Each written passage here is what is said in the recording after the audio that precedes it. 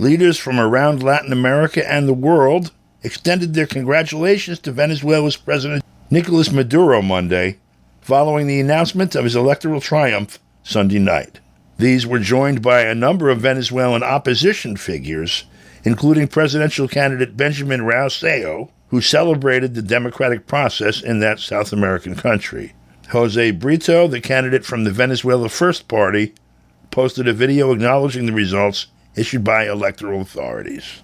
Meanwhile, two other opposition candidates, Edmundo Gonzalez and Maria Corina Machado, rejected the official results, granting victory to the Great Patriotic Poll, threatening to call on their supporters to defend the vote.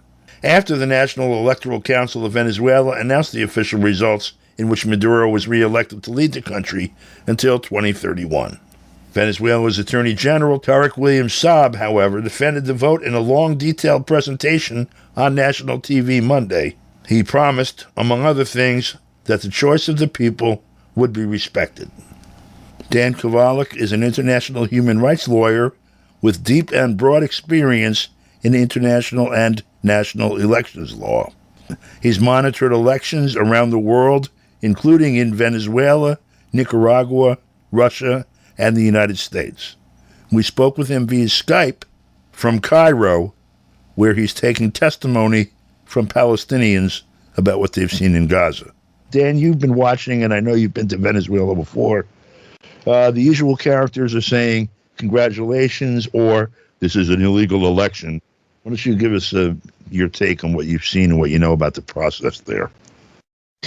Yeah, so, people need to remember Jimmy Carter's words. I think back in 2012, he said that Venezuela had the best electoral process in the world.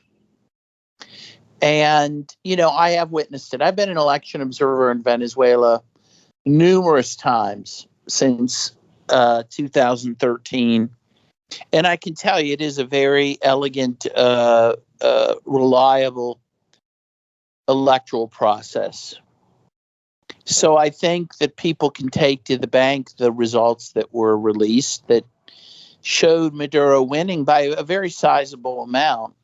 By the way, there were also exit polls taken during the election process from very reputable polling companies that frankly showed that these would be the results. And that's actually one of the best indicators of a fairness of election if the exit polls match up with the voting, and it appears that has happened. Yep. That's the State Department's own standard, isn't it? Yes, it is. So, as a matter of fact, when I first learned that was during the 2016 election, and I found out that the State Department's default position is if there is a vector between exit polls and the actual official count of less than 15%, then there's a presumption that the election was on the up and up, in general terms. And I learned that in the midst of the Democratic primaries, where about half of those discrepancies exceeded 15% in favor of the person who was formerly the Secretary of State. There you go. Well, and I think the other indicator, which people didn't see, are the massive rallies that turned out for Maduro before the election. 1 million the day before, right? Yeah, which is incredible. I mean, it's a country of less than 30 million people, so that's a huge proportion of the population. So, I certainly think that there's no reason to be questioning the results of the election, except that the U.S. is unhappy with the results. They didn't want Maduro to win, but they can't have a beef, not a real beef, with the process itself. And Venezuela can rest assured that they're going to be punished very much for voting in this way. And that needs to be pointed out, too, that the U.S. actually interfered in the elections in a very profound way because they have had sanctions, economic sanctions on Venezuela for approximately 10 years that and have become increasingly brutal, according to people like the Center for Economic Policy Research.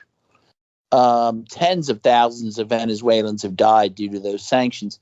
And, the U.S. certainly made it clear, if not explicitly, implicitly, that if Maduro lost, those sanctions would be lifted. So, I don't see how you could interfere more in an election than by essentially holding a gun to people's heads saying, vote the right way or starve.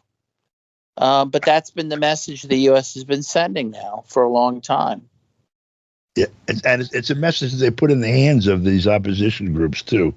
You have they call them ultra right or far right groups of politicians and other administrators of the political economy that represent the old order, basically the colonial order, where people lived in like shacks in these horrible ghettos and slums, very low literacy rates, food, everything difficult. No real employment other than digging minerals out of the ground and carrying them to the boats that go to Europe and America. And you've had now for 25 years or so in Venezuela the Chavista movement, and in this country of 28, 29, less than 30 million people, among other things, they've built something like 10 million brand new housing units. And so the other people are selling the same program as existed before, and people still remember it. But what they've done in the U.S. with these sanctions creates all kinds of other distortions in the economy that makes people suffer. They can't buy baby food or toilet paper or medicine or whatever. And the opposition groups representing the old order have as a campaign issue, the sanctions will go away. Yes.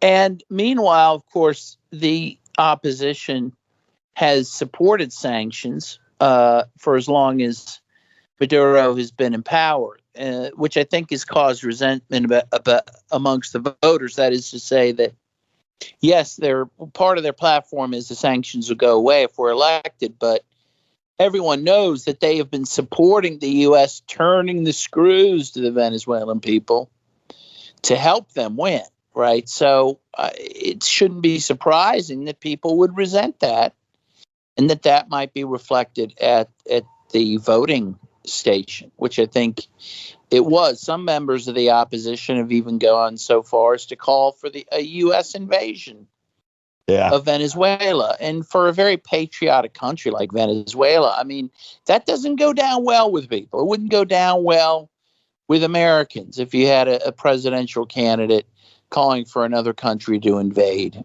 So while, the U.S. has put pressure on Venezuela to vote a certain way, in some ways that pressure has backfired. And it often does, by the way. That's in the nature of it, I know. Another of those nested dialectical things that you get when you oppress the hell out of people. They fight. There's a reaction to it. Yes. What does it mean that Maduro has, in fact, been given a third term to further implement the Chavista program? Well, it's big news. I think it'll allow him to deepen the revolution, maybe to do some things he hasn't done up till now. I mean, I think he has a mandate, from this vote. And I think he will use that to improve the lot of the poor, which has been a big platform for he and his party. And I think he'll continue to support liberation struggles from around the world in a deeper way. I saw the video when he voted at the polls, when Maduro voted at the polls today, or yesterday, I'm sorry. The only thing he said to the press was free Palestine, So I think you'll see him play a bigger international role as well. Dan Kovalik, thank you very much for your time, and good luck where you are. Stay safe. Thank you, Don. For KPFK, I'm Don DeBar.